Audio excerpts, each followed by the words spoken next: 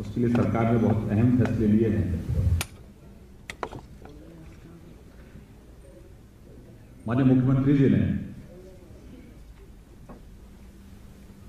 पूरे प्रदेश में 5000 गेहूं खरीद के केंद्र चालू हों, सुचारू रूप से चले, इसकी मॉनिटरिंग भी माननीय मंत्री जी करेंगे। विभाग की और अन्य सभी मंत्रिपरिषद के सदस्य करेंगे। और इस गेहूं खरीद में सबसे बड़ी बात, अभी तक सिर्फ 5 लाख टन और 8 लाख टन की खरीद होती थी। हमारी सरकार ने पहले चरण में ही 80 लाख मैट्रिक टन गेहूं खरीद का लक्ष्य रखा है। ये सिर्फ पहले चरण का है।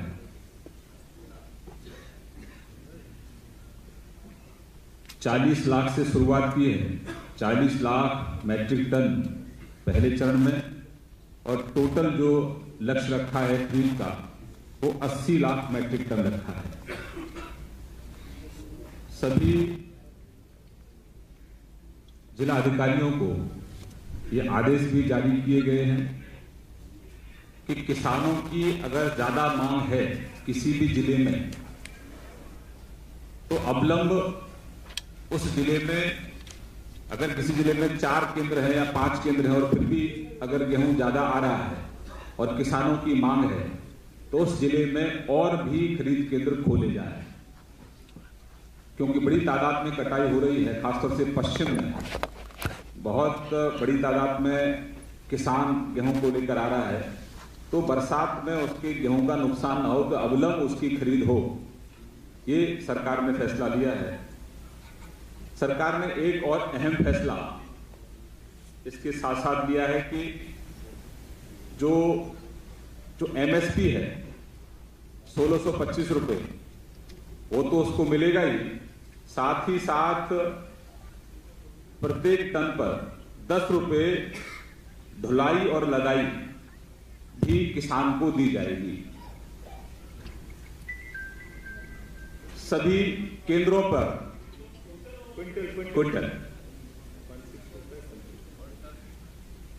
क्विंटल पर, और सरकार ने ये भी दिशा निर्देश जारी किए हैं कि सभी केंद्रों पर पानी की व्यवस्था हो, छाया की व्यवस्था हो और सीधा किसान से खरीद हो। उसके आधार कार्ड के आधार पर, उसकी जोत के कागजों के आधार पर, और सीधा पैसा उसके खाते में जमा कराया जाए। तो बिचौलियों से किसान को मुक्ति दिलाने का काम हमारी सरकार ने किया है। हमारी सरकार ने यह भी आश्वस्त किया है कि खरीद केंद्र पर किसी भी तरीके से किसान का उत्पीड़न ना हो, जिसकी शिकायतें अब तक लगातार मिलती रही थी। एक अहम फैसला हमारी सरकार ने लिया है। दूसरा, मैं अपनी बात पूरी कर लूं, फिर आपके सभी जो सवाल होंगे उनका जवाब देने का हम लोग प्रयास करेंगे। दूसरा अहम फैसला हमारी सरकार ने लिया है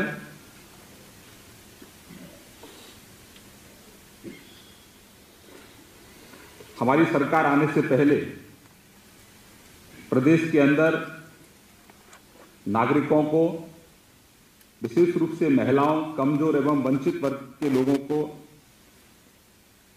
असुरक्षा का भाव रहता था। एक भय का वातावरण था। खासतौर से कॉलेज जाने वाली बहनें, स्कूल जाने वाली बहनें में बहुत असुरक्षा थी।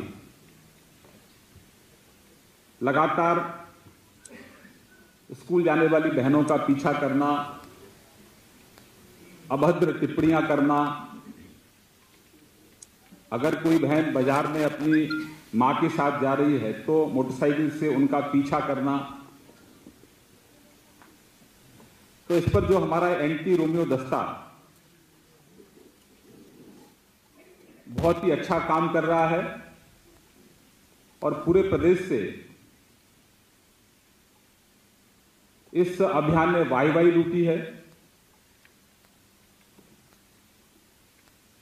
इसमें इस बात का विशेष ध्यान रखा गया है कि जो एंटी रोमियो दस्ता जो थाना स्तर पर बनाया गया है, जब दस्ता निकलता है अपनी कार्रवाई को अंजाम देने के लिए, तो ये बड़े अधिकारियों से ब्रीफिंग लेकर जाता है। इस अभियान की प्रामाणिकता और हो, ये अभियान कुछ राजनीतिक पार्टियों के माध्यम से इसको बदनाम करने की कोशिश की गई, तो इसमें खासतौर से सभी पुलिस अधिकारियों को ये दिशा निर्देश भी जारी किए गए कि अगर कहीं कोई कपल किसी पार्क में या किसी सार्वजनिक स्थल पर या किसी रिक्शे में या किसी कॉलेज में या किसी अन्य जगह अगर बैठे हैं, तो अनावश्यक रूप से उनका आई कार्ड मांगना या उनसे पूछताछ करना, अगर इस तरह की कोई शिकायत पाई जाएगी तो उनके खिलाफ भी, अधिकारियों के खिलाफ भी कार्रवाई होगी। मकसद ये है कि इस अभियान के पीछे किसी भी युवा का कोई उत्पीड़न ना हो और जो दोषी हैं उनके खिलाफ कठोर कार्रवाई हो, जिससे कि अभियान पूरी तरह से सफल हो। इस बात का विशेष ध्यान रखा गया है।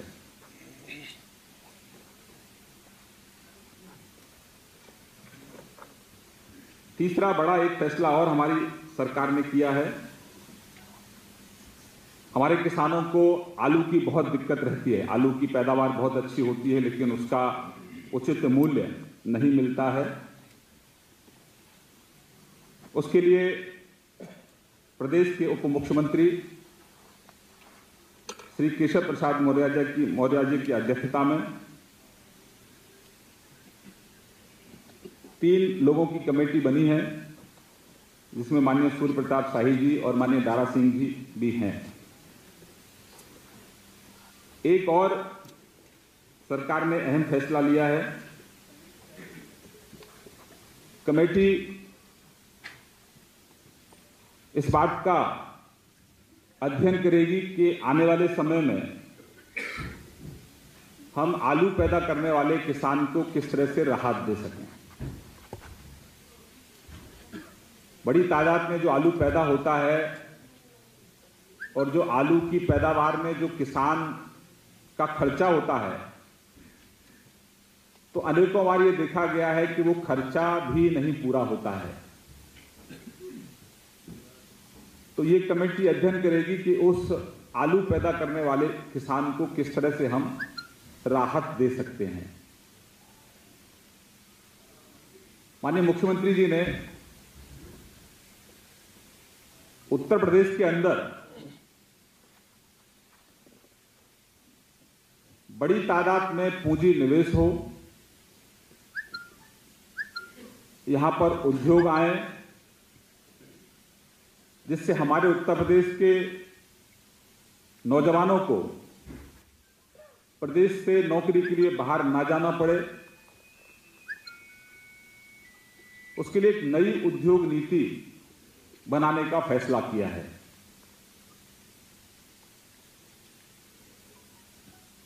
उसके लिए एक मंत्री समूह का गठन माननीय मुख्यमंत्री जी ने किया है, जो अलग अलग राज्यों में जाकर वहां की उद्योग नीति की जो बारीकियां हैं उनका अध्ययन करेगा और अपने प्रदेश उत्तर प्रदेश में सिंगल विंडो के माध्यम से हम एक अच्छी उद्योग नीति का यहां निर्माण कर सकें। उसके लिए ये मंत्री समूह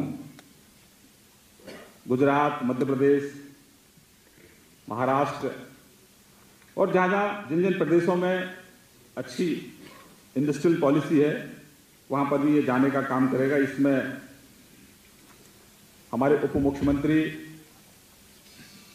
डॉक्टर दिनेश शर्मा जी की अध्यक्षता में ये मंत्री समूह बना है। इसमें श्री राजेश अग्रवाल जी, श्री सतीश महाना जी, श्री गोपाल दास नंदी जी और मैं स्वयं, ये 5 सदस्य हैं इसके। माननीय मुख्यमंत्री जी का बहुत आग्रह है कि उत्तर प्रदेश में जिस तरह से अपराध और भ्रष्टाचार का बोलबाला रहा है, उस पर तो हम जीरो टॉलरेंस की पॉलिसी पर काम कर रहे हैं और एक नई अच्छी हम उद्योग नीति लेकर आए जिसका लाभ हम प्रदेश के लोगों को दे सकें। और जो अन्य फैसले हुए हैं, मैं अनुरोध करूंगा अपने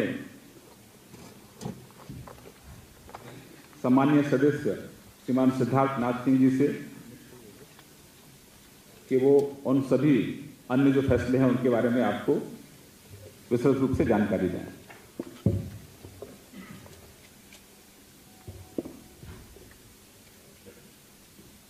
एक जो अवैध खनिज का जो व्यापार चल रहा है, उसके लिए भी एक मंत्रियों का समूह बना है जिसके अध्यक्षता उप मुख्यमंत्री केशव मौर्य जी कर रहे हैं। उनके साथ सदस्य रहेंगे सुरेश खन्ना जी और दारा सिंह जी, और ये अपनी रिपोर्ट 1 हफ्ते के अंदर देंगे। मैं बड़े विषय पे थोड़ी देर में आऊँगा जिसका शायद आप लोगों को इंतज़ार है, लेकिन क्योंकि आज 9वीं है तो 9 हम लोग ने निर्णय भी किए हैं, ये संजोग है। और एक गाजीपुर के अंदर स्पोर्ट्स कॉम्प्लेक्स का भी आज एक निर्णय किया गया है, मगर स्पोर्ट्स कॉम्प्लेक्स कोई कैबिनेट मीटिंग में ऐसे तो नहीं आना चाहिए जब तक कि उसकी जो वैल्यू होती है, अमाउंट बहुत बड़ा होता है, मेरे ख्याल से 200 करोड़। मगर ये इसलिए आना पड़ा क्योंकि कैबिनेट का अप्रूवल चाहिए था इसके अंदर कुछ स्ट्रक्चरल ग्लेजिंग और मेटालिक फॉल्स सीलिंग लेते हुए, तो इसलिए लेकर आए। तो ये भी एक अप्रूवल हुआ है। साथ ही साथ एक विषय जिसके बारे में एक डेलीगेशन भी आया था, मुख्यमंत्री जी से मिला था, जिसके अंदर अवैध पशुवधशालाओं के संबंध में हम लोग ने पहले भी मैंने काफ़ी आप लोगों को क्लैरिफिकेशन दे चुका हूं। इस संबंध में भी आज कैबिनेट के सामने एक प्रस्ताव भी रखा गया और उसके अंदर जो मार्गदर्शन होना चाहिए उसके बारे में भी बताया गया। जो जानकारी भी दी गई कि अभी तक कुल 26 अवैध जो स्लॉटर हाउसेस हैं उनको ही बंद किया गया है, और जहां जहां किसी जो हमने पहले भी कहा था अति उत्साहित होते हुए अधिकारी इन लोगों ने किया, उनको नहीं बंद किया गया है और उसके लिए डायरेक्शंस दे दी गए हैं। लेकिन आज कैबिनेट ने भी उस पर मोहर लगाई कि कोई चीज जो अवैध स्लॉटर हाउस चल रहे हैं उसको नहीं चलाया जाएगा, और इस दिशा में जो भी सुप्रीम कोर्ट का और एनजीटी का आदेश है उसको ये सरकार फॉलो करेगी, जिसको कहते हैं लेटर एंड स्पिरिट के अंदर। इस पे कोई कॉम्प्रोमाइज नहीं किया जाएगा। जहां तक कुछ लोगों ने लाइसेंस के लिए अप्लाई किया है, फिर से उसको देखकर उस लाइसेंस को रिन्यू करने में हमें कोई आपत्ति नहीं है। एक जो और बड़ा फैसला किया गया है, जो कि हमारे संकल्प पत्र का एक हिस्सा है। हमारे प्रधानमंत्री जी ने भी चुनाव के दौरान कहा था कि पहली कैबिनेट मीटिंग में इसको लिया जाएगा, पारित किया जाएगा। हमारे राष्ट्रीय अध्यक्ष जी ने भी कहा था, और आज पूरे कैबिनेट ने मुख्यमंत्री जी का भी स्वागत किया कि जो प्रधानमंत्री जी ने जो निर्णय के लिए कहा था कैबिनेट में, ये विषय जो कि ऋण माफी का है किसानों की, वो आज लेकर आए और उसको हम लोग ने पारित किया है। इनके कुछ बिंदु हैं वो आपको बता देता हूं मैं, मगर विशेष रूप से ये जो निर्णय किया गया है ये लघु और सीमांत किसानों के विषय में है, और जो फसली ऋण है, जो फसल के लिए ऋण लिया गया उससे संबंधित है। इस गत वर्ष के अंदर आप सबको पता है, सूखा पड़ा, ओलावृष्टि हुई, बाढ़ आई, उससे काफी किसानों को नुकसान हुआ है। और उत्तर प्रदेश के अंदर लगभग 2 करोड़ 30 लाख किसान हैं, जिसके अंदर 92.5%, 2 करोड़ 30 लाख जो किसान हैं उसमें 92.5% जो निकलता है 2.515, 2 करोड़ 15 लाख लघु और सीमांत किसान हैं। उनका हम लोगों ने जो ऋण माफ किया है वो है 30 करोड़ 739 करोड़ रुपए की है, 30729 करोड़, 30,729 करोड़। फिर से रिपीट कर देता हूं, 30729 करोड़। इसके अंदर क्योंकि इन लोग बड़ा लोन नहीं लेते और निकालना कठिन होता है इतनी जल्दी, मगर अंदाज से 1 लाख रुपए तक की जिन्होंने ऋण लिया है उसको वहां तक कि उनके अकाउंट से उनको माफ किया जाएगा। साथ ही साथ कोई 7 लाख किसान और हैं जिन्होंने लोन लिया था, वो लोन एनपीए बन जाता है, नॉन परफॉर्मिंग एसेट बन जाता है। उसकी संख्या बड़ी है, मगर उनको भी मुख्य धारा में लेकर वापस आना है। उनके जो लोन का अमाउंट है वो है 5630 करोड़, 630 करोड़, 5630 करोड़।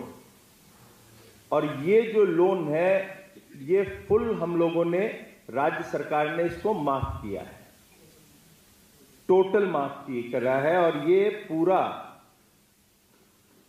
जो लोन अमाउंट बनता है जिसको माफ किया है वो है 36359। मैं टोटल कर दिया इसलिए आपको बता रहा हूं, 36359 करोड़।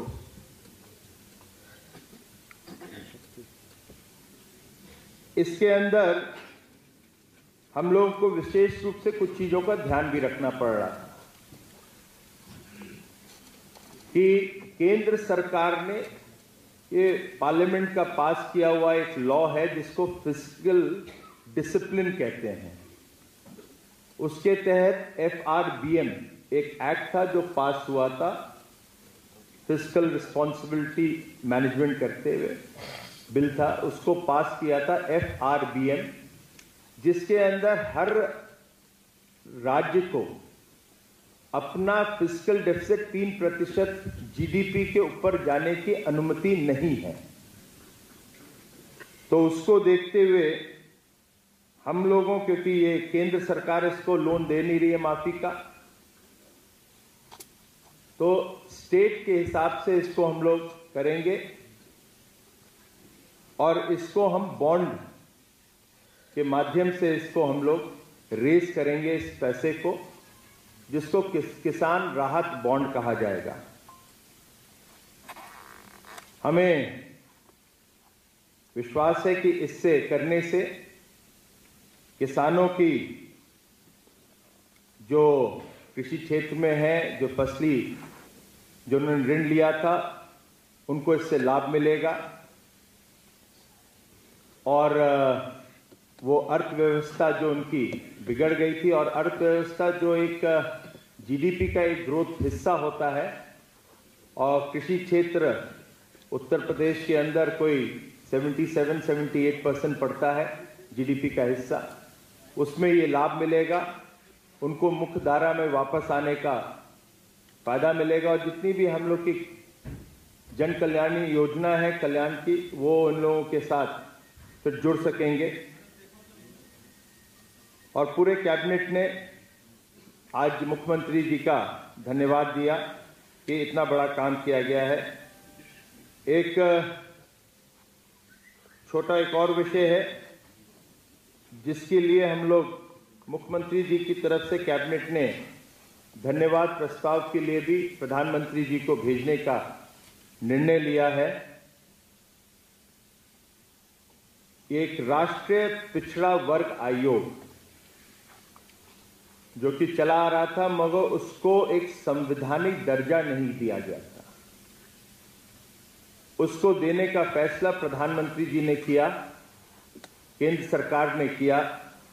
तो उसका आभार प्रकट करते हुए आज कैबिनेट ने मुख्यमंत्री जी के माध्यम से प्रधानमंत्री जी को एक आभार प्रकट करने का, एक धन्यवाद प्रस्ताव भेजने का निर्णय किया है। आज की कैबिनेट के यही प्रमुख बिंदु थे जिसका हम लोग आपको जानकारी दी है।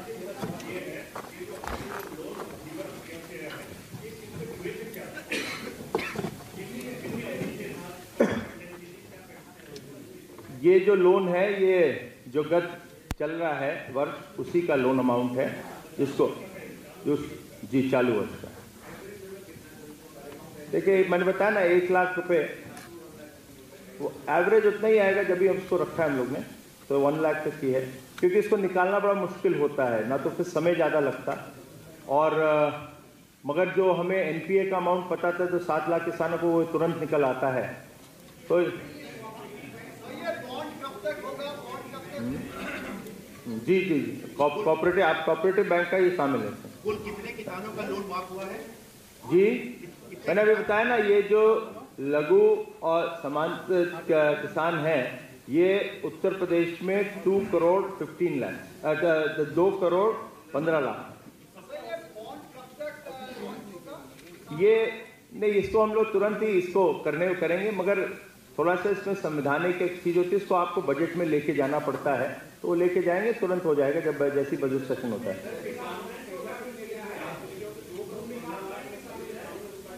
नहीं, जिन्होंने कर्ज लिया है, तो जिन्होंने कर्ज लिया है, ये 2 करोड़ 15 लाख जो किसान हैं, वो इसी क्षेत्र के हैं जिनको हमने आइडेंटिफाई किया है।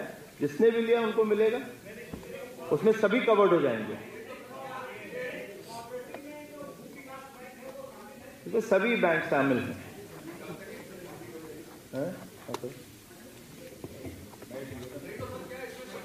एक मिनट। गेहूं, धान, कीटनाशक और खाद के लिए जिस भी किसान ने जहां से भी लोन लिया है, उसकी माफी की इसमें प्रस्ताव है, इसमें माफी की योजना है। और जिस भी बैंक से लिया, मैं बीज की बात कर रहा हूँ।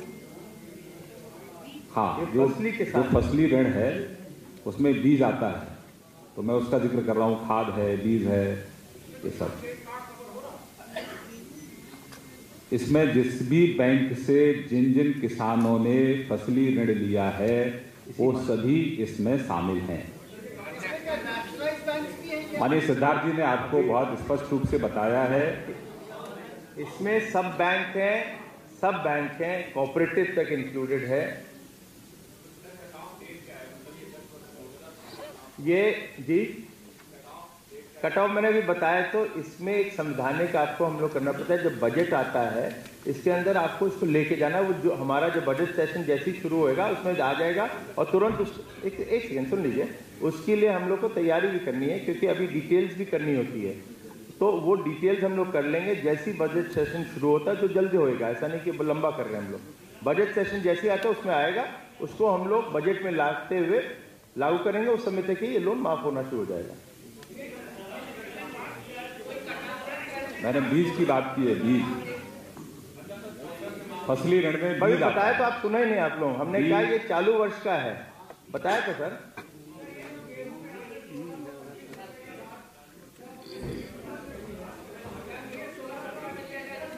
हाँ जी, हाँ जी, बिल्कुल, जी जी।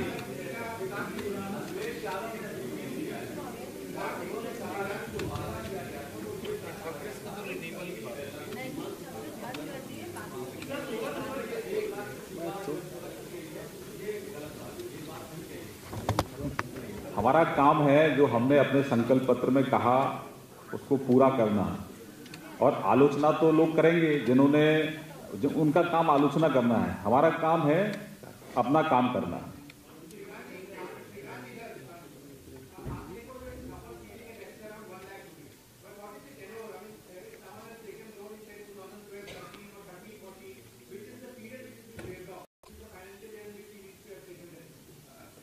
अभी हमारे जो संज्ञान में आया है, जो पिछले वर्ष का जो कर्ज है उनका,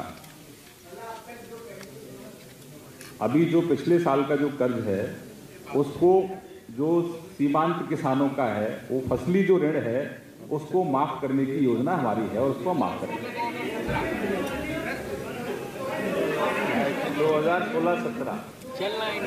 2016-17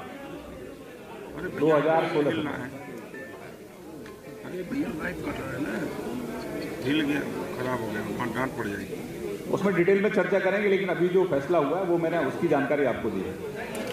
बहुत बहुत धन्यवाद।